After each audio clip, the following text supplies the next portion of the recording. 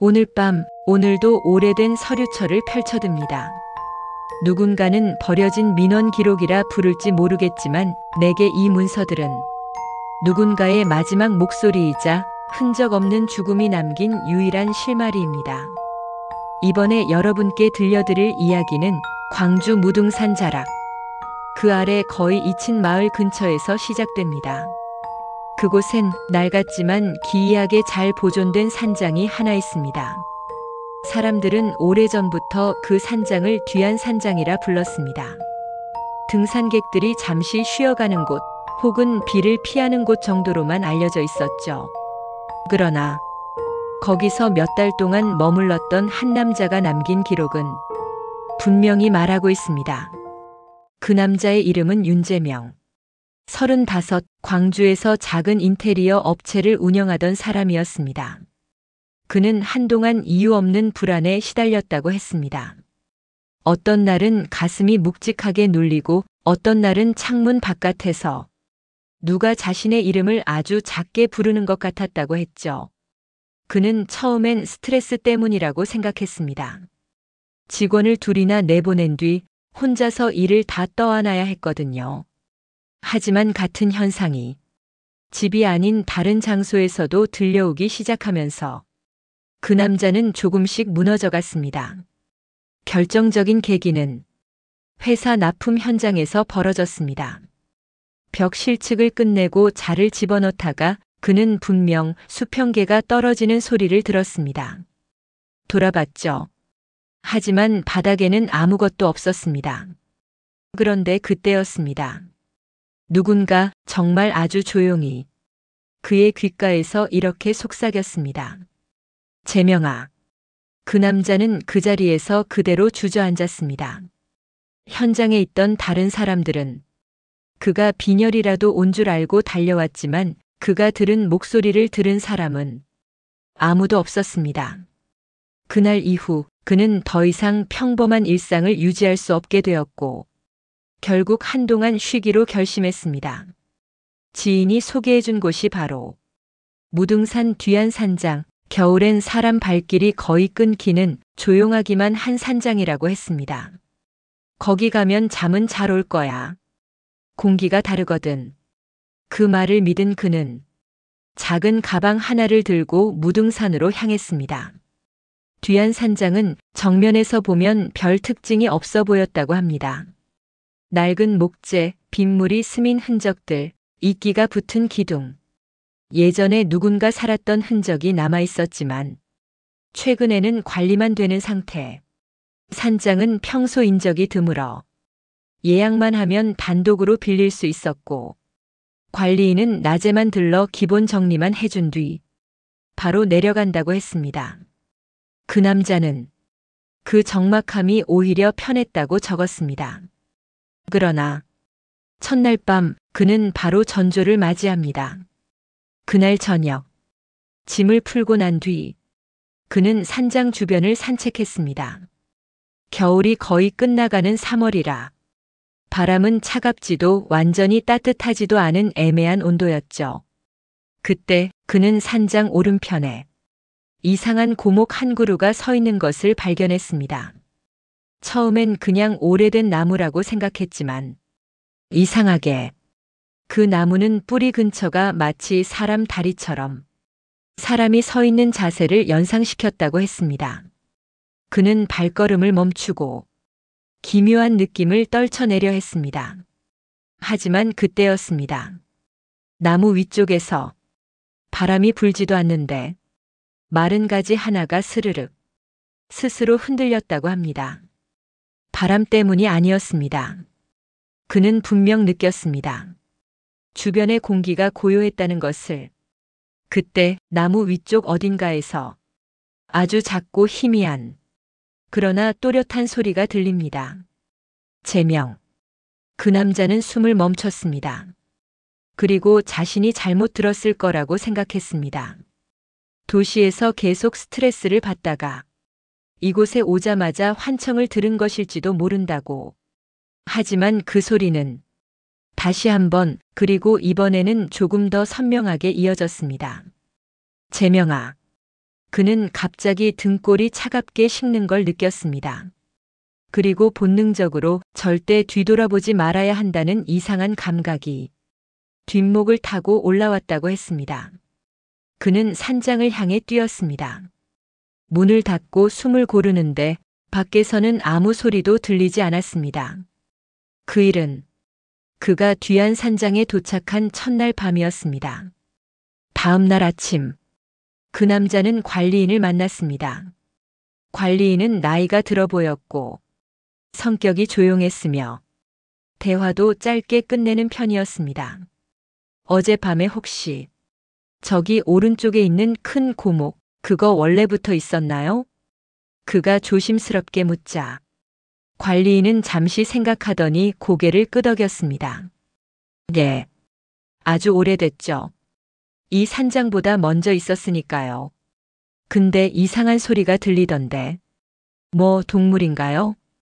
관리인은 그 말에 정말 잠깐 멈칫했습니다.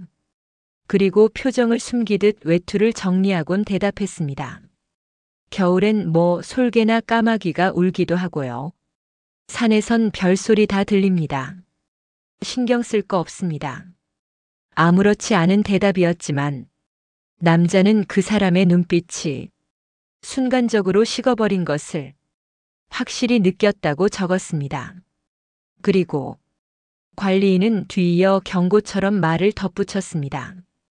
밤엔 불빛이 닿지 않는 쪽으로 가지 마십시오. 그 남자는 이유를 물었지만 관리인은 그 말을 끝으로 더 이상 어떤 설명도 하지 않았습니다. 그 남자는 어제 자신이 본 나무가 바로 그 불빛이 닿지 않는 곳, 어둠 속에 서 있는 고목임을 떠올렸습니다. 그날 저녁, 해가 천천히 산 뒤로 넘어갈 때쯤 남자는 산장 마당에 앉아 조용히 라면을 끓여 먹었습니다. 바람이 없었고 주변엔 사람도 없었기에 그는 조금은 마음이 안정된 것 같았다고 했습니다.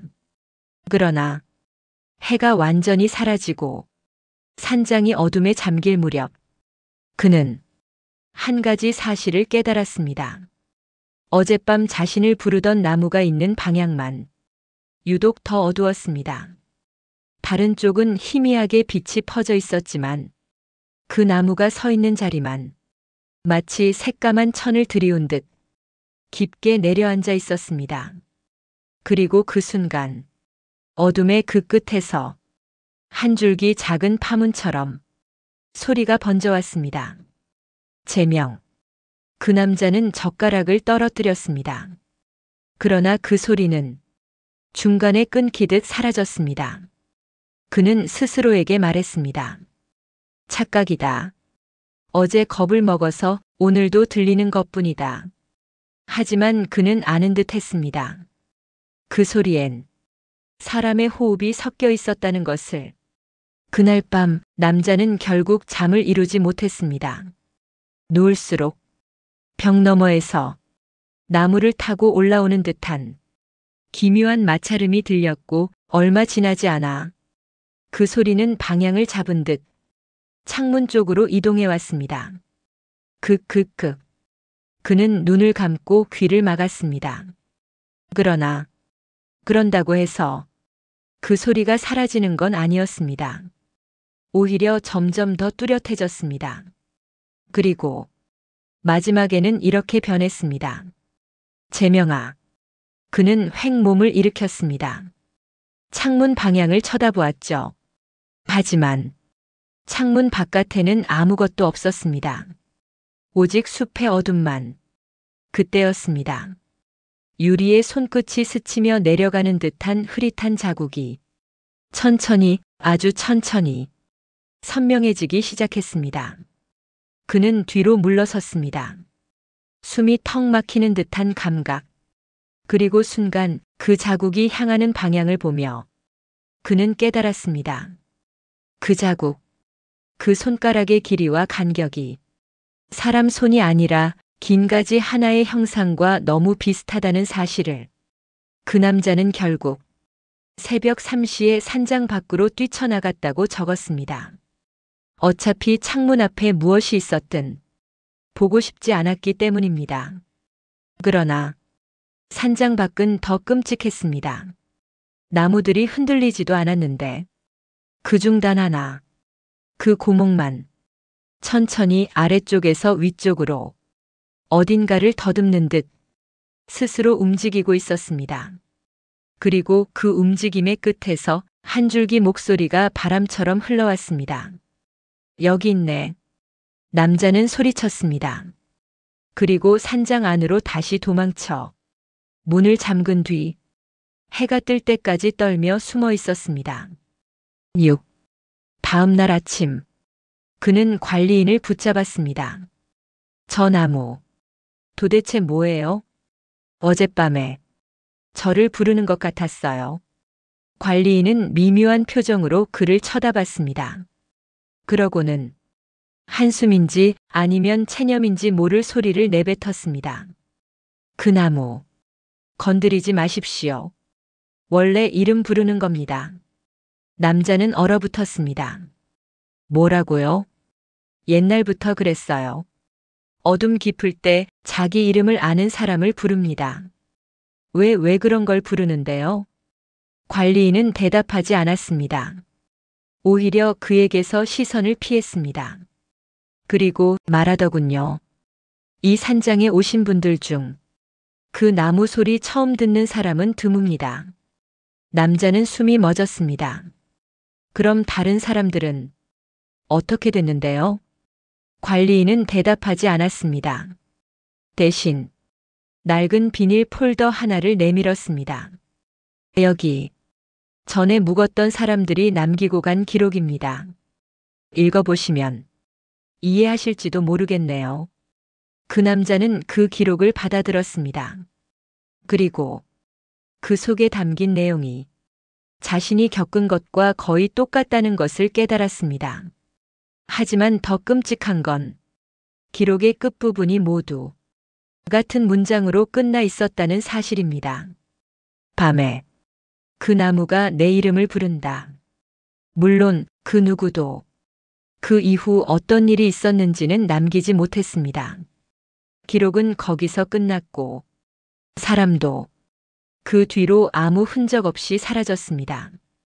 그 남자는 이제 자신이 그 전조를 듣는 사람들 중 하나가 되었다는 사실을 처음으로 실감했다고 적었습니다. 그날 밤 그는 결심했습니다. 절대 창문을 보지 않는다. 그러나 이상하게도 어디선가 시선이 느껴졌습니다. 그리고 그 시선은 자꾸만 창문 쪽으로 그를 끌어당겼습니다. 그는 고개를 들지 않으려 했습니다. 그러나 그렇게 하면 할수록 그 시선은 더 강하게 느껴졌습니다. 마치 밖에서 누군가 아주 가까운 자리에서 그의 얼굴을 내려다보고 있는 듯한 감각. 그는 견디지 못하고 결국 창문을 향해 고개를 들었습니다. 창문엔 아무것도 없었습니다. 하지만 창문 아래쪽 뿌리 근처에서 보았던 바로 그 고목의 가지 하나가 창문턱 위에 걸쳐 있었습니다. 그리고 그 가지의 끝, 마치 사람의 손가락처럼 휘어진 그 끝이 천천히, 정말 천천히 유리 표면을 가리키고 있었습니다. 그 유리에 어떤 글자가 희미하게 맺히고 있었습니다. 그 남자는 몸이 굳었습니다. 그 글자는 그의 이름이 아니라 여기였습니다. 여기, 그 가지가 가리키는 곳, 산장 안, 그가 있는 바로 이 자리. 그리고 그 순간 그 글자는 천천히 번지듯 바뀌었습니다. 여기와. 그 남자는 비명을 지르려 했지만 목소리가 나오지 않았다고 적었습니다. 왜냐하면 그 글자가 완전히 사라지기 직전 창문 바깥에서 아주 선명하게 들렸기 때문입니다. 재명아, 여기와. 그 글자가 천천히 번져 사라질 때 재명은 자신이 더는 숨을 들이마실 수도 움직일 수도 없다는 것을 깨달았습니다. 창문턱 위에 놓인 그 가지는 아주 미세한 떨림을 남긴 채 천천히 정말 천천히 위로 들려 올라갔습니다. 그리고 얼마 지나지 않아 유리창 밖의 어둠은 아무 일도 없었다는 듯 고요해졌습니다. 하지만 제명은 알고 있었습니다. 그 어둠은 방금 전까지 자신의 이름을 알고 있었고 그를 여기로 오라고 부르고 있었다는 사실을. 그날 새벽 그는 산장 현관으로 내려가 밖을 살피려다가 멈춰 섰습니다. 문틈 아래로 흙먼지가 아주 희미하게 쓸려 들어와 있었는데 그 먼지 위에 가지 끝으로 긁어쓴 듯한 묘한 자국이 남아 있었습니다. 제명은 떨리는 손으로 휴대폰 플래시를 켰고 그제야 그 글자의 형체를 확인했습니다. 조금만 더. 단 4글자. 하지만 그 4글자가 그의 다리에서 힘을 완전히 빼버렸습니다. 제명은 그대로 현관 앞에 주저앉아 날이 밝을 때까지 꼼짝도 하지 못했다고 적었습니다. 그는 이제 알았습니다. 그 나무는 단순히 이름을 부르는 것이 아니라 점점 더 가까이 오고 있었음을. 제명은 산장에서의 4번째 아침을 맞이했습니다. 밤새 한숨도 자지 못한 탓인지 눈이 깊게 꺼져 있었고 손가락 끝이 떨렸습니다. 그는 전날 새벽 현관 앞 먼지에서 본 글자 조금만 더. 그 문장을 떠올리며 단단한 공포가 서서히 배어들어 오는 것을 느꼈습니다. 이 산장은 그저 조용한 휴식처가 아니었습니다. 이곳에는 어두운 숲속 어딘가에서 자신의 존재를 알고 있는 낯선 무언가가 있었습니다. 그 나무는 그의 이름을 불렀고 그의 창문을 두드렸으며 이제는 산장 안으로 조금만 더 들어오려 하고 있었습니다. 그는 그 문장을 떠올릴 때마다 목 뒤의 피부가 찢어질 듯 수축했습니다. 하지만 그는 그날 짐을 싸고 내려갈 용기를 내지 못했습니다. 그에게는 이유가 있었습니다. 전날 관리인이 남겨둔 기록철.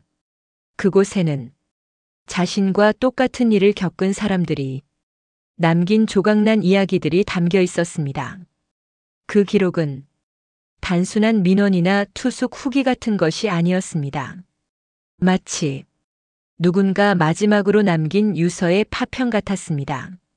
제명은 그 기록을 끝까지 읽고 난 뒤 산장을 함부로 떠나는 것이 오히려 더 위험할 수도 있다는 이상한 확신을 갖게 되었습니다. 모든 사람은 나무의 부름을 들은 뒤 사라졌습니다. 입구 근처에서 숲길에서 한밤중 산장 안에서 어느 쪽이든 사라진 사람들은 누구도 이후 모습을 보이지 않았습니다. 그 기록들 속엔 정확한 공통점이 있었습니다. 처음에는 멀리서만 들리던 목소리가 점점 가까워진다. 제명은 그 공통점을 자신이 지금 체감하고 있었습니다. 그날 오전 관리인이 다시 산장을 찾았습니다.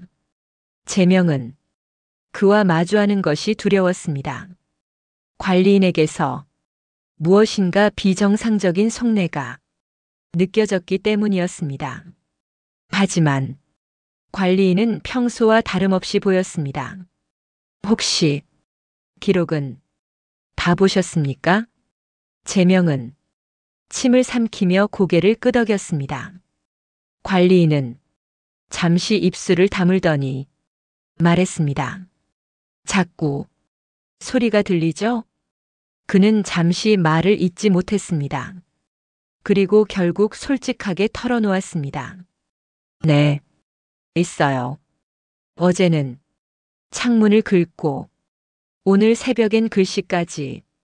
그는 말을 끝내지 못했습니다. 입술이 떨리고 목이 막혀왔기 때문입니다. 그러나 관리인은 그 말에 놀라지 않았습니다. 오히려 이미 알고 있었다는 듯한 표정이었습니다. 그 나무가 손 내밀었군요. 그 말은 평범한 일이 아니라는 듯한 비유가 아니었습니다. 정말 손을 내민 것처럼 기정사실로 이야기했습니다. 왜 저한테 그런 거죠? 관리인은 잠시 고민하듯 산장 뒤편 숲을 바라봤습니다. 그리고 천천히 입을 열었습니다. 그 나무, 사람을 기억합니다. 기억한다고요? 네. 예전에도 그랬어요. 특별히 누굴 선택하는 게 아닙니다. 단지 들어온 사람 중 하나를. 왜요? 관리인은 대답하지 않았습니다. 단지 산장 초입을 가리키며 말했습니다. 조심하십시오. 밤이 되면 문 쪽을 더 세게 밀어봅니다. 그 말을 남기고 관리인은 산장을 떠났습니다. 제명은 그 말이 귀 안쪽 깊숙이 파고들어 서늘하게 식는 느낌을 받았습니다.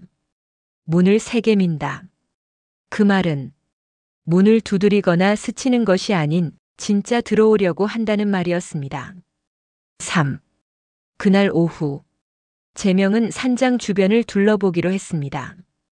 단지 이곳을 떠나기 전에 뭔가 단서를 찾아야 한다는 막연한 생각이 들어서였습니다. 산장 뒤편으로 돌아가자 숲은 옅은 안개로 덮여 있었고 나무들은 가지를 아래로 늘어뜨린 채 서로 얽힌 듯 서 있었습니다. 그리고 어디선가 낯익은 형체가 보였습니다. 일막에서 보았던 그 고목.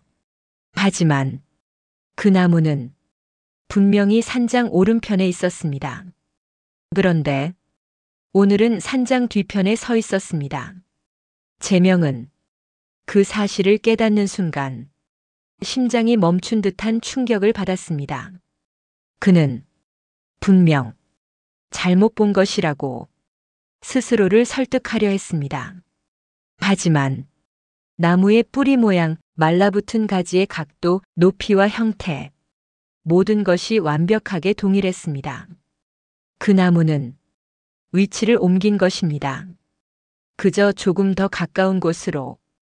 그 순간 숲의 저편에서 또렷한 속삭임이 들렸습니다. 제명은 온몸이 굳어 움직일 수 없었습니다. 이번엔 멀리서가 아니었습니다. 바로 등 뒤, 숲의 그림자 바로 옆. 제명은 천천히 고개를 돌렸습니다. 그러나 숲은 고요했고 나무들만 서 있었습니다. 그런데 그때였습니다. 바닥에서 작은 소리 하나가 들렸습니다. 바스락. 제명이 시선을 내리자 나무의 긴 가지 하나가 땅 위를 서늘하게 스치며 자신의 발끝 바로 앞까지 느리게 정확하게 움직여 오고 있었습니다. 그 가지 끝은 진흙 위에 무언가를 긁어 그리기 시작했습니다. 천천히, 일부러 또렷하게 남기려는 듯 선 하나씩. 제명은 그 선이 어떤 문장이 될지 알아버렸습니다. 바닥 위에는 이 글자가 완성되고 있었습니다. 조금만 더 가까이. 제명은 숨이 막혀 뒷걸음질 쳤습니다. 그리고 뒷걸음질 치는 순간 숲 전체가 아주 잠깐 흔들리는 듯 보였습니다. 마치 숲의 모든 나무가 그를 바라본 채 한꺼번에 조금씩 몸을 앞으로 기울인 것처럼 그는 그 자리에서 뛰어 산장으로 돌아왔습니다. 그가 산장 문을 닫아 잠그는 동안 숲의 어둠은 언제보다 빠르게 번지고 있었습니다. 기록문서 2009년 8월 투숙객 김메모. 나는 분명히 봤다. 그 나무가 제 위치를 바꾸는 것을.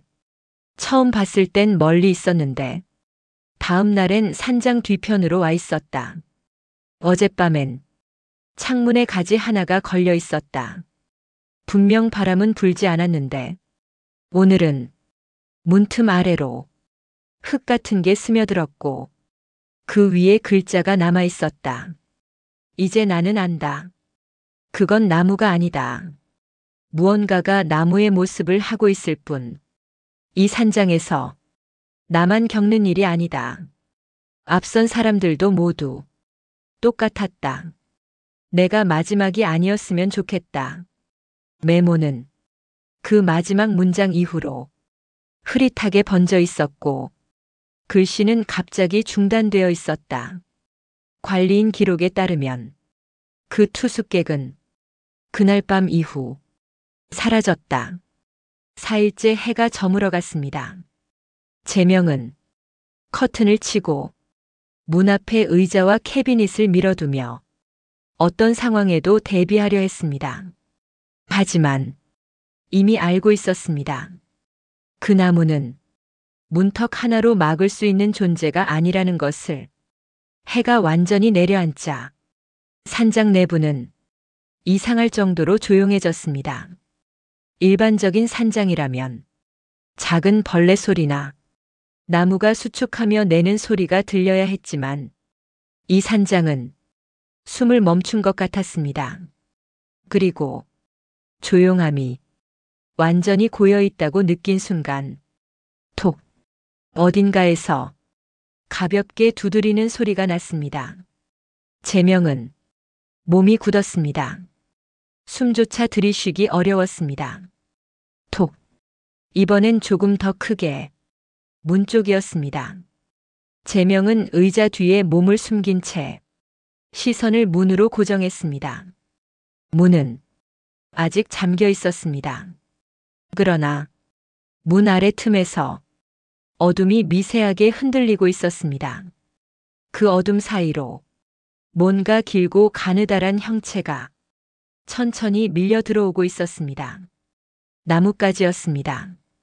그 나뭇가지는 문틈 아래로 스르륵 들어온 뒤 바닥 위 먼지를 훑으며 다시 글자를 만들기 시작했습니다. 제명은 그 글자가 어떤 문장인지 보기 전부터 알 수 있었습니다. 바닥에는 이 문장이 적혔습니다. 열어. 제명은 숨을 참았습니다. 그리고 그 다음 순간 문 전체가 천천히 그러나 확실하게 안쪽으로 밀리는 느낌이 들렸습니다. 덜컥 문이 떨렸습니다. 문 아래 틈에서 더 많은 가지가 들이밀리기 시작했습니다. 제명은 뒤로 물러났습니다. 그러나 가지의 움직임은 포기하지 않는 손처럼 끈질기고 정확했습니다. 그리고 문틈 사이로 아직 들어오지 않은 어떤 존재의 호흡 같은 것이 조용히 들려왔습니다. 제명아. 제명은 그 자리에 주저앉고 말았습니다. 밤새 문은 여러 번 움직였습니다. 처음엔 천천히 점점 더 거칠게. 그때마다 문 아래 틈에서 짤막한 글자들이 나타났다. 사라졌다 했습니다. 가까이 있다. 본다. 그리고 가장 마지막 글자는 다음과 같았습니다. 곧 그 글자가 완성되자 문에 가해지는 힘이 순간적으로 멎었습니다. 그리고 산장은 다시 절대적인 정적에 잠겼습니다. 제명은 엎드린 자세로 새벽이 올 때까지 몸을 움직이지 못했습니다. 해가 완전히 떠오르기 전 문틈 아래에 남은 마지막 흔적을 보며 그는 깨달았습니다. 나무는 지금 이 순간에도 이 산장 주변 어딘가에 서 있다는 것을. 아침, 관리인이 다시 나타났습니다. 그는 산장 문 앞에 흐트러진 가지들을 보더니 표정이 굳어졌습니다. 그리고 제명을 보며 말했습니다. 벌써 여기까지 왔군요. 도대체 그게 뭐예요? 왜 저를 부르는 거죠? 관리인은 오래 생각한 사람처럼 말했습니다. 그건 사람이 아닙니다. 제명은 차갑게 식어가는 감각 속에서 다시 물었습니다. 그러면 그게 뭐예요? 관리인은 낮은 목소리로 대답했습니다. 옛날부터 내려오는 말이 있습니다. 이 산 아래 묘골에서 묻힌 사람들 중 이름도 남기지 못한 사람들이 있었다고. 그게 나무라고요? 관리인은 고개를 저었습니다. 아니요. 나무가 아니라 그 자리에 뿌리를 내린 어둠입니다. 자기 이름을 잃은 존재가 가장 먼저 찾는 게 뭔지 아십니까? 제명은 숨을 삼켰습니다. 관리인은 그제야 정면을 바라보며 말했습니다. 다른 사람의 이름입니다. 그 말은 피부 아래까지 스며드는 것처럼 서늘했습니다. 관리인은 말을 이었습니다. 오늘 밤은 더 가까이 올 겁니다. 조심하십시오. 그 말을 남기고 관리인은 돌아갔습니다. 하지만 제명은 그 남자의 뒷모습에 이상한 위화감을 느꼈습니다. 마치 관리인 역시 그 나무에게서 뭔가를 숨기고 있는 듯한, 아니면 이미 오래전에 무언가 알고 있었던 사람처럼. 해가 질 무렵 제명은 산장 창문을 막기 위해 조각난 나무판을 붙이고 문을 다시 고정했습니다. 그러나 마음 한구석에서는 이미 알고 있었습니다. 오늘 밤은 어제와 다를 것이라는 것을. 그는 창문 앞에 서서 숲의 어둠이 내려앉는 모습을 조용히 바라보았습니다. 숲은 오늘따라 더 촘촘했습니다.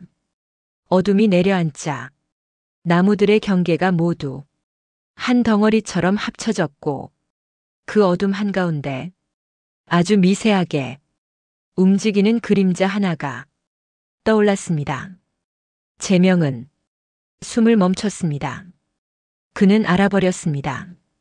그 그림자는 나무가 아니라 무엇인가가 나무의 형체를 흉내내고 있었던 것이라는 사실을. 그 존재는 오늘 밤 그에게 더 가까이 올 것이었습니다. 그리고 그가 그 이름을 부르지 않았음에도 그 존재는 제명의 이름을 이미 알고 있었습니다. 제명은 그날 아침부터 이 산장이 더는 머무는 곳이 아니라 그 존재가 자신을 향해 다가오는 통로라는 사실을 점점 명확히 깨닫고 있었다. 밤새 문 아래로 기어들어온 가지들, 진흙 위에 새겨진 문장들, 그리고 숲속에서 서성거리는 그림자. 어떤 순간부터 그 존재가 움직이는 방식엔 나무의 동작으로 설명되지 않는 분명한 의도가 있었다.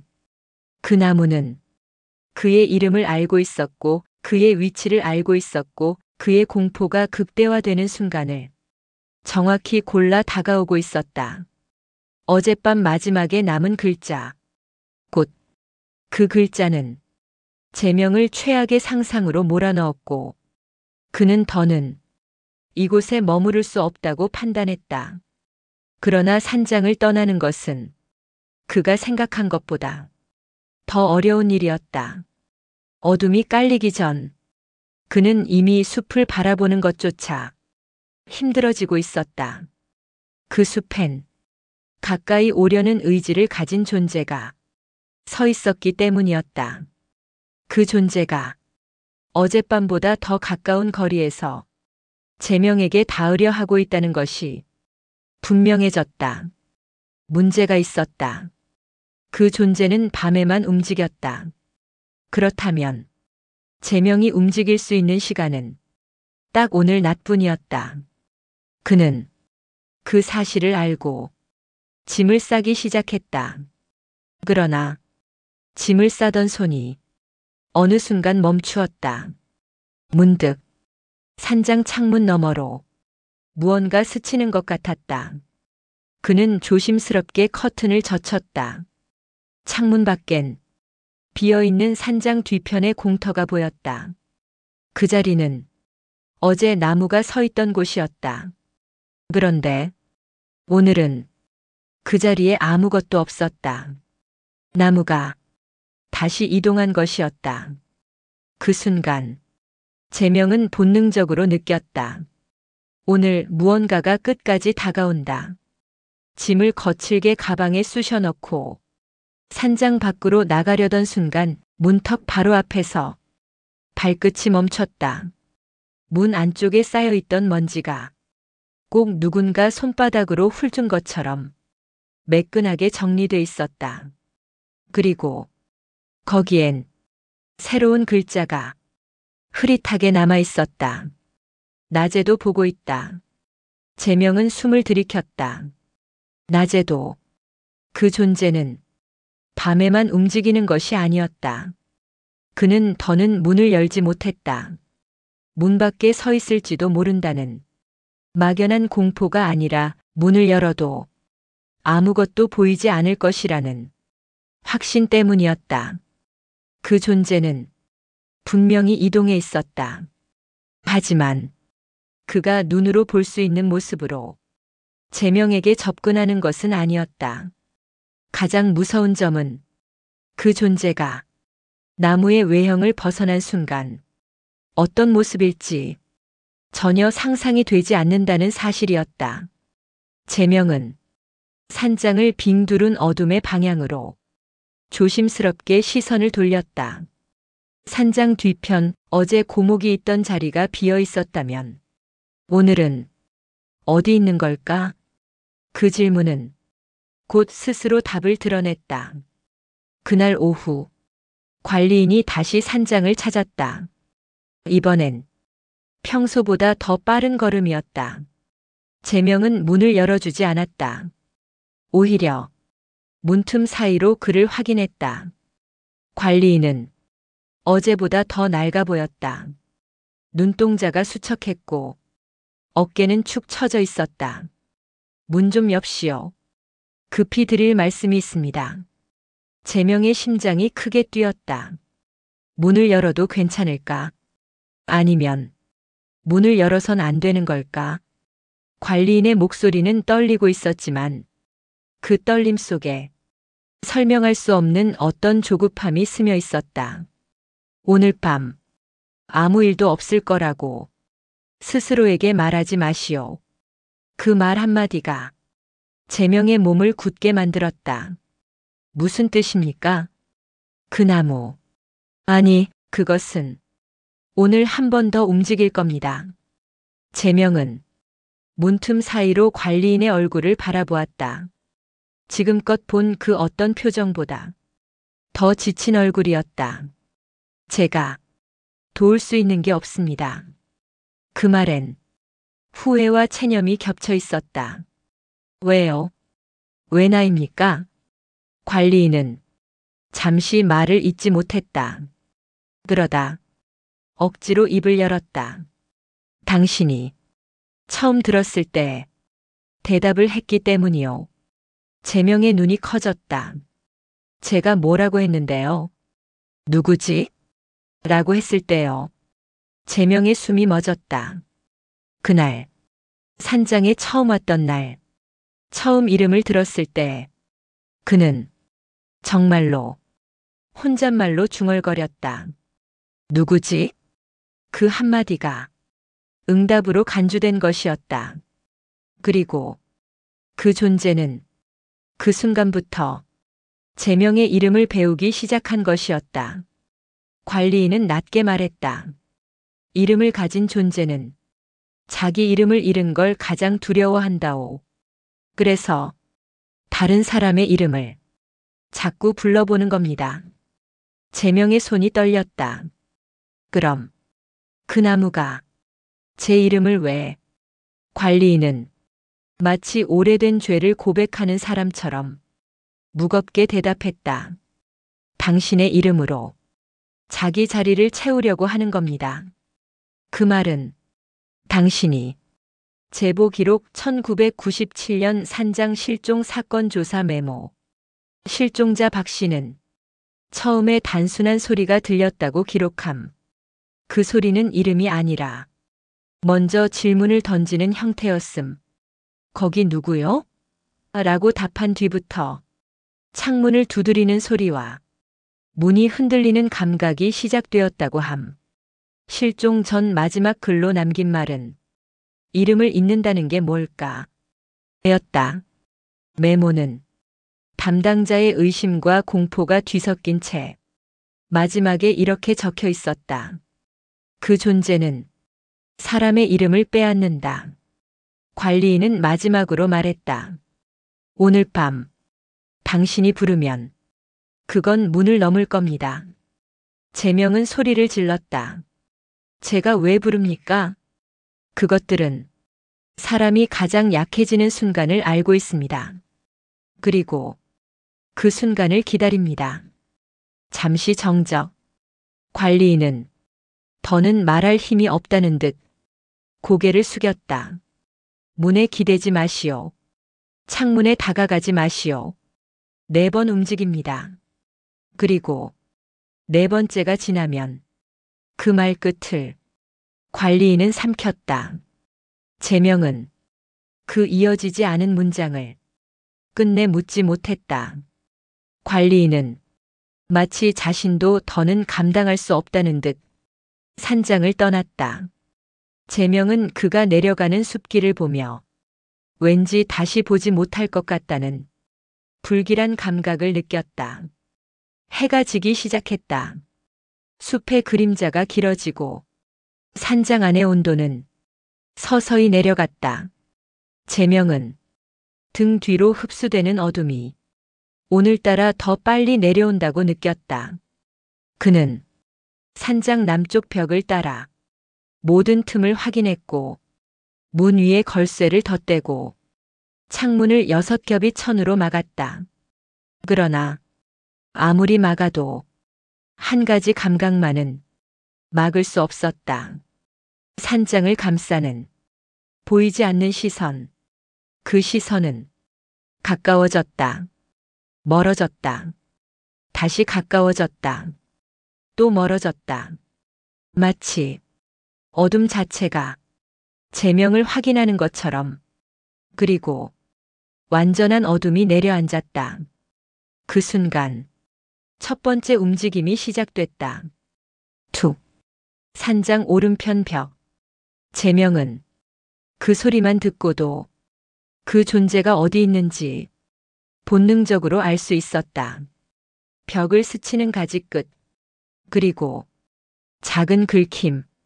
첫 번째 움직임은 예고처럼 지나갔다.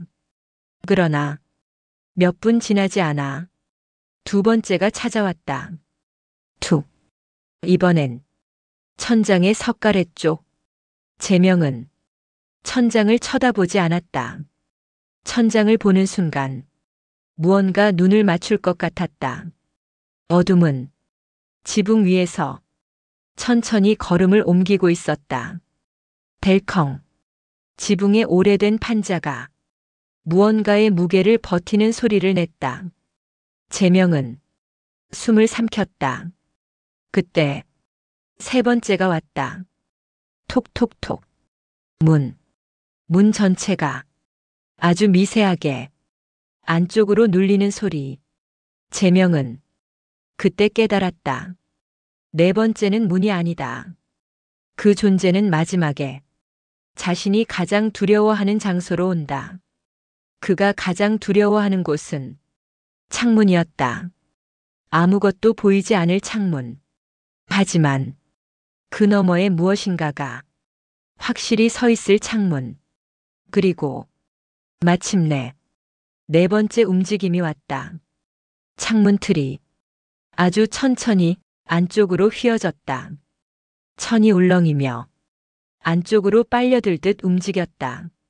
무언가가 창문의 얼굴을 가까이 댄 것처럼. 제명은 움직일 수 없었다. 창문 너머에서 들리지 않아야 할 소리가 새어나왔다. 제명아. 그 목소리는 전날보다 낮았다. 더 가까웠다. 더 정확한 사람의 발성과 비슷해져 있었다. 그리고 그날 밤 처음으로 이름을 이어서 불렀다. 재명아. 이름. 내놔. 재명은 두 손으로 귀를 틀어막았다. 그러나 목소리는 귀를 막는다고 막히는 종류가 아니었다. 그 목소리는 바로 그의 등 뒤, 바닥, 벽, 천장, 모든 방향에서 그를 감싸고 있었다. 이름. 내놔. 재명은 그 존재가 창문을 넘기려고 한다는 걸 확신했다. 이름. 그 단어만 반복하는 이유를 그제야 깨달았다. 그 존재는 이름이 없는 것, 혹은 원래 이름을 잃어버린 것, 그리고 새로운 이름을 재명의 것으로 채우려는 것. 그 순간 창문 틀에서 거의 들리지 않을 정도의 악삭한 긁힘이 들렸다. 긴 가지 하나가 천 사이로 조금씩 조금씩 파고 들어오고 있었다. 마치 손가락이 천을 잡아당기듯 천이 찢어졌다. 바람도 없는데 천 조각이 안쪽으로 말려 들어왔다. 그리고 그 틈 사이로 어두운 형체 하나가 숨을 내쉬는 듯 실내 공기를 밀고 들어왔다. 재명은 뒤로 넘어졌다. 그 존재는 이제 창문턱 바로 위에 있었다. 목소리는 이제 더 명확해졌다. 조금만 더. 그 음성은 나무의 마찰음이 아닌 사람의 성대를 흉내낸 비슷한 목소리였다. 그러나 그게 너무 비슷해서 어떤 사람의 목소리를 닮아가는 듯 했다. 바로 재명의 목소리. 그 존재는 그의 이름을 부를 때마다 조금씩 그의 음색을 베껴가고 있었다. 재명은 순간적으로 깨달았다. 그 존재는 내 이름을 빼앗으면 내 목소리도 가져가겠지. 그리고 나는 나로 남지 못한다. 그 생각이 공포보다 더한 공포를 불러왔다. 그때 창문 안쪽으로 형체 하나가 천을 밀어젖히고 더 깊숙이 들어왔다. 긴 가지 같던 것들이 손가락처럼 굽히며 바닥을 더듬었다. 재명은 마룻바닥을 두드리며 뒤쪽으로 기어갔다. 그 존재는 그의 움직임을 따라 천천히 몸을 일으키는 듯 했다. 창문 너머의 어둠 전체가 움직였다. 그리고 마지막으로 그 존재가 사람의 음성에 가장 가까운 목소리로 말했다. 재명아, 내가 누구야? 재명은 그 질문이 단순한 질문이 아니라는 것을 본능적으로 알았다. 그 질문에 대답하는 순간 그 존재는 재명과의 경계를 완전히 넘어올 수 있었다. 그러나 대답하지 않으면 그 존재는 계속 묻고 계속 다가왔다. 그날 밤 창문 바로 앞에서 재명은 나무가 아닌 존재와 정면으로 마주하게 됐다. 그리고 그 존재의 실체가 어떤 것인지 처음으로 확신하게 되었다. 그것은 나무가 아니었다. 사람도 아니었다. 그것은 사람이었던 자리가 나무로 바뀐 자리의 잔향이었다. 이름 없이 묻힌 자들이 자신이 잃어버린 이름을 찾아 사람을 따라 걷는 어둠의 형체였다. 재명은 그 사실을 인지한 순간 숨을 제대로 쉰 것도 잊은 채 뒤로 넘어졌고 그 존재가 반박 불가능한 마지막 한 문장을 남겼다. 넌 내가 될 거야.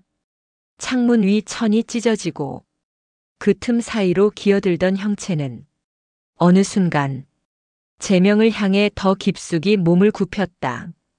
긴 가지 같은 것들이 바닥을 더듬으며 그의 움직임에 따라 방향을 바꾸고 있었다. 그리고 그 존재가 발성한 마지막 문장은 제명의 폐속까지 파고들었다. 넌 내가 될 거야. 그 말이 끝나자 산장 내부 공기가 순간적으로 무겁게 가라앉았다. 숨을 쉬어도 들어오는 공기가 온전히 들어오지 않는 느낌. 마치 자신의 목소리를 누군가 대신 흡입하고 있는 것 같은 이상한 감각. 제명은 창문에서 떨어지며 벽 쪽으로 몸을 굴렸다. 그러나 그가 어느 방향으로 움직이든 그 존재는 천천히 그러나 포기하지 않는 방식으로 그를 향해 움직였다. 제명은 창문 바로 앞에 선 그 형체의 실루엣을 정확히 보기 전 문득 깨달았다. 그 존재는 자신이 앞서 가진 형상들을 하나씩 버리고 있었다. 나무의 신체, 가지의 움직임, 마찰음, 형체, 모든 것을 버리고 사람의 모습을 흉내내고 있었다. 그것은 제명에게 가까워질수록 조금씩 더 인간처럼 변해갔다. 그 이유는 너무나 분명했다. 이름을 빼앗아 스스로 사람이 되기 위해 제명은 그걸 깨닫는 순간 숨을 삼켰고 입안이 메말라갔다. 그리고 천이 완전히 내려앉으며 그 존재의 외형이 더는 나무의 모습이 아니라는 것이 드러났다. 긴 가지들이 사람의 팔처럼 접혔고 껍질 같은 표면이 살처럼 울렁이며 형체가 변하고 있었다. 그 존재는 사람이 아니었지만 사람이 되는 중이었다. 그 사람은 제명이었다. 그 존재는 그에게서 목소리를 베끼고 이름을 베끼고 마지막에는 형체까지 흡수하려는 듯 했다. 그 모든 과정은 오직 한마디로 요약되었다. 대답해라. 제명은 창문에서 벗어나 벽을 더듬고 문 쪽으로 기어갔다. 문은 밤새 여러 번 흔들렸지만 아직 버티고 있었다. 그러나 문 손잡이에 손을 올린 순간 제명은 직감적으로 깨달았다. 밖은 더 위험하다. 문을 열면 무엇이 기다리고 있을지 상상조차 할 수 없었다. 문 밖에는 이미 나무가 아닌 그 존재의 원형이 서 있을지도 몰랐다. 그는 산장 안쪽으로 몸을 돌렸다. 그 존재는 제명과 창문 사이의 거리를 천천히 좁히고 있었다. 그리고 제명을 향해 발음을 하나씩 깨치듯 목소리를 내기 시작했다. 제명, 제명아, 제명 나와. 그 목소리는 이제 나무의 발성이 아니었다. 도저히 숲에서 들릴 수 없는 목소리였다. 사람의 성대를 흉내냈지만 어딘가 무너져 있는 억양. 그러나 그게 더 무서웠다. 그 존재는 제명을 완성된 목소리로 부르기 위해 끝없이 발음을 익히고 있었다. 그 순간 제명은 그 존재가 자신을 부를 때마다 점점 더 사람처럼 변한다는 사실을 확신했다. 제명이 대답하지 않는 한 그 존재는 더 가까이 오지 못하지만 대답하는 순간 그 존재는 그의 이름을 완전한 것으로 받아들일 것이다. 그러나 말하지 않는다고 영원히 버틸 수는 없었다. 그 존재는 문도 창문도 산장의 벽도 시간을 두고 밀어낼 수 있는 지독한 끈기를 가지고 있었다. 그때 제명은 관리인이 남긴 마지막 말이 떠올랐다. 4번 움직입니다.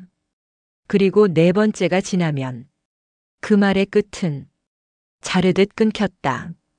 더 이상 말하고 싶지 않은 사람처럼, 즉 네 번째 움직임이 끝난 지금 그 존재는 산장을 완전히 넘을 수 있었다. 제명은 문에서 물러나 산장 안쪽으로 기어갔다. 그 존재는 그의 움직임을 따라 천천히 그러나 정확히 따라오고 있었다. 그때였다. 산장 앞에서 바스락거리는 소리가 들렸다. 그 존재가 움직이는 소리가 아니었다. 조금 더 가벼운 소리. 보통 사람보다 조금 약한 체격의 누군가가 흙 위를 디디는 소리처럼. 제명은 문 쪽을 쳐다보았다. 문틈 아래로 아주 희미한 그림자 하나가 드리워졌다. 제명은 숨을 멈췄다. 그림자가 그 존재가 만든 그림자가 아니었다. 관리인이었다. 문 너머에서 그의 목소리가 들렸다. 제명 씨. 그 순간 제명은 거의 울 뻔했다. 하지만 관리인의 다음 말은 그를 얼어붙게 만들었다. 지금 대답하지 마시오. 그 말은 문틈 아래로 스며들며 산장 내부에 울렸다. 제명은 관리인이 무언가 흔들리는 듯한 불안한 호흡을 내는 걸 들었다. 관리인의 음성이 왠지 예전과 다르게 들렸다. 낮고 탁하고 마치 목이 쉰 사람 같았다. 그 순간 제명은 깨달았다. 관리인이 산장 근처까지 와 있는 이유가 지금 도와주기 위해서가 아니라는 사실을. 그는 두 번째 음성을 들었다. 제명 씨. 이번엔 목소리가 더 낮았다. 그리고 문틈 아래 그림자가 미세하게 왜곡되었다. 관리인이 아니다. 그 존재가 관리인의 모습을 흉내내고 있었다. 제명은 문 쪽에서 멀어졌다. 문틈 아래에서 더 깊은 그림자가 스르륵 실내로 번져 들어왔다. 관리인의 목소리를 완전히 베낀 음성이 마지막으로 말했다. 여기 있어요. 그 순간 제명은 그 존재가 사람의 목소리를 베낄 수 있다는 것을 확실히 이해했다. 그리고 지금 창문에서 자신을 부르는 목소리도 어쩌면 자신의 목소리를 베낀 것일지 몰랐다. 그 존재는 사람이 되기 위해 다른 사람의 이름과 목소리를 수집하고 있었다. 기록문 관리인 개인 노트 중 발견. 그 나무는 사람이 아니다. 사람이었던 무언가가 남긴 껍질 같은 존재다. 나도 처음엔 소리를 들었고 한동안 꿈속에서도 누군가 내 이름을 부르는 것 같았다. 그래서 산장을 떠나지 못했다. 이곳을 떠나면 그 소리는 더 가까워질 것 같았다. 어떤 날엔 내 목소리를 흉내내는 것을 문틈에서 들었다. 그래서 나는 사람이 있는 낮에는 산장 아래로 내려오고 밤엔 멀리 떨어져 자려고 했다. 그러나 어느 날부터 그것은 낮에도 움직이기 시작했다. 그땐 이미 늦었다. 노트의 말미에는 이해할 수 없는 문장이 흐릿하게 남아 있었다. 이름을 남기면 자린자리 된다. 자린, 자리 사람, 자리만 남은 사람. 제명은 그 단어가 붙는 순간 몸 전체가 식어 내려가는 걸 느꼈다. 창문 너머의 존재는 마지막 천 조각을 밀어내고 드디어 창문턱 위로 형체를 움직였다. 길게 늘어진 검은 형체는 이제 가지가 아니라 팔처럼 보였다. 어깨, 팔꿈치, 손목 같은 굽힘이 나무 껍질에서 살결 같은 질감으로 변화하고 있었다. 그 존재는 더는 나무가 아니었다. 그 존재는 제명을 닮은 사람이 되어가고 있었다. 그리고 그 존재가 바닥에 손을 짚는 순간 제명은 기절할 듯한 공포를 느꼈다. 손가락이 사람의 것과 거의 같습니다. 그러나 손톱처럼 보이는 끝은 나무 껍질 같이 갈라져 있었다. 그 존재는 기어오듯 다가왔다. 그리고 제명의 발목 근처까지 왔을 때 그 존재는 천천히 고개를 들었다. 발성은 더 이상 나무 소리가 아니었다. 제명아, 이제 완전히 사람의 목소리였다. 그러나 그 목소리는 제명의 목소리였다. 그리고 그 존재는 천천히 입을 벌렸다. 내가 누구지? 제명은 숨이 끊어질 듯 떨렸다. 대답하면 끝이다. 대답하지 않으면 그 존재는 계속 배워갈 것이다. 제명의 얼굴을, 제명의 음성을, 제명의 몸짓을, 그리고 더는 밖에서 오는 존재가 아니라 산장 안에서 그와 같은 사람으로 변할 것이다. 그 존재는 조금 더 가까이 다가오며 자연스럽게 말했다. 제명, 난 너잖아. 그 말에 제명의 눈이 흔들렸다. 그 존재는 그 틈을 놓치지 않았다. 나 좀 보여줘. 그 순간 제명은 본능적으로 고개를 돌렸다. 그러나 그 존재는 그의 턱을 붙잡으려 손을 뻗었다. 손끝이 제명의 얼굴 가까이에 닿는 순간 산장 뒤편에서 갑작스러운 굉음이 터졌다. 기억의 나무가 쓰러지는 소리. 제명은 그 소리가 나무가 쓰러진 소리가 아니라 무언가가 그 존재의 몸 일부를 억지로 뜯어내는 소리라는 것을 직감적으로 알았다. 그 존재는 갑자기 몸을 뒤틀며 형체가 흐트러졌다. 제명은 그 틈을 타 뒤쪽 벽으로 몸을 굴렸다. 그 존재는 창문 쪽으로 후퇴하며 몸을 다시 조립하듯 형태를 되찾고 있었다. 그러나 그 존재의 균형이 흐트러지자 창문 아래 그림자가 산 밖으로 길게 뻗었다. 숲 전체가 소음 없이 흔들렸다.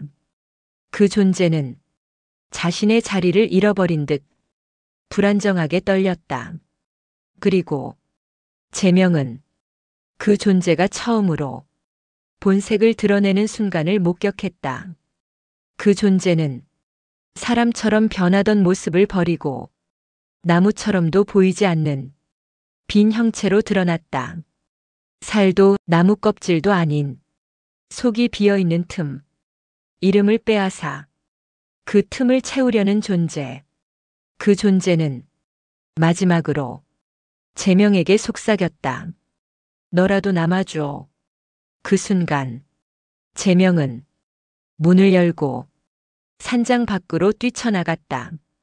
그 존재는 창문턱을 붙잡고 몸을 일으키려 했지만 자신의 자리를 잃은 존재는 숲 전체의 어둠 속에서 흩어져 사라졌다. 제명은 정신없이 산길을 빠져나갔다. 나무들이 아무 움직임도 보이지 않았다. 마치 모두가 방금 전까지 있었던 일에 참관자였던 것처럼 제명은 무등산 입구까지 흙먼지를 뒤집어 쓴 채 내려왔고 다음 날 바로 광주를 떠났다. 그는 절대 그 산장을 다시 찾지 않았다. 그리고 몇 주 후 관리인의 행방불명 소식을 들었다. 그때 제명은 깨달았다. 그 존재는 하루아침에 사라지는 종류가 아니었다. 자리를 찾지 못한 채 숲 어딘가에 다시 스며들었을 것이다. 자기 이름을 잃은 존재는 언제든 다시 다른 사람의 이름을 부를 수 있었다. 제명은 어느 날 밤 도시의 새 아파트에서 갑자기 들려온 낮은 소리를 기억했다. 바람도 없는데 베란다 창문이 아주 약하게 떨리는 듯한 소리. 그리고 그 소리의 끝에서 희미한 음성이 고막 안쪽에 스며들었다. 제명. 그는 그날 밤 이후 잠을 이루지 못했다. 그 존재는 산장을 떠난 것이 아니라 그의 이름을 따라 그를 찾아온 것이었다. 제명은 광주로 돌아온 뒤에도 그 밤의 흔적에서 벗어나지 못했습니다. 새 아파트 창문에 어느 날 갑자기 생겨있던 얇은 긁힘, 바람이 없어도 들리던 유리의 미세한 떨림, 그리고 그 떨림 끝에서 흘러오던 낮고 익숙한 목소리. 제명. 그 소리는 산장에 남아있던 나무의 울음이 아니었습니다. 그 존재는 그의 이름을 따라 내려왔고 제명보다 더 제명 같은 목소리로 그를 부르기 시작했습니다. 그리고 어느 날 그 목소리는 창문 밖이 아니라 제명의 바로 등 뒤에서 들렸습니다. 그날 이후 그는 사람들 앞에서 완전히 사라졌습니다.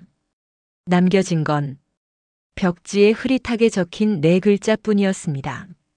조금만 더.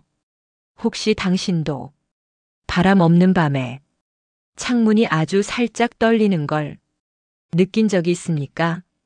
그 떨림 뒤에 당신 이름이 들린다면 벌써 너무 가까이 온 겁니다. 밤의 서사였습니다. 이야기가 계속 이어지길 바라신다면 구독, 좋아요, 알림 설정 꼭 부탁드립니다.